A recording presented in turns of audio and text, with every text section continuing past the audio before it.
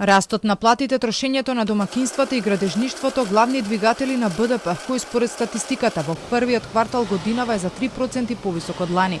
За владата евидентираниот раст е помогнат од политиките кои се носат за стабилизација на економијата.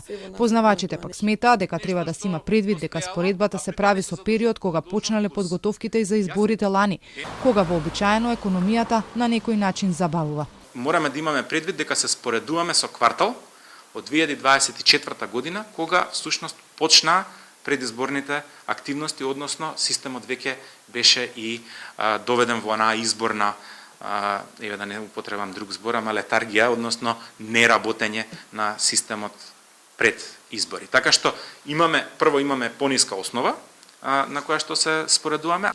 Статистиката покажува благ раст на извозот, но и значителен скок од 5,8% кај увозот според Митевски. Ова се должи на тоа што речиси сите материјали за во градежништвото, секторот двигател на растот се од увоз, па дури продукти кои се користат во преработувачката индустрија. Сето тоа може да влија на инфлацијата, која за министерката за финансии Кочовска е комплексен проблем.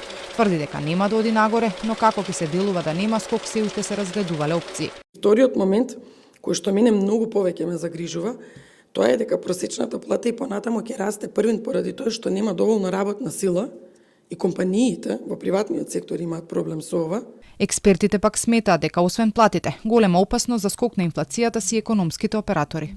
Во моментов работиме на некоја анализа на инвестиции во образованието, можеме јасно да видиме дека цените постигнати преку јавни набавки се 2 до 3 пати повисоки од пазарните цени за истите тие услуги кои што ги гледаме на отворениот пазар. За реален и брз раст смета дека е неопходна силна борба со корупцијата, нешто за што се зборува со години, но и континуирани контроли, а не моментални кои се случуваат само кога ќе има проблем со високите цени.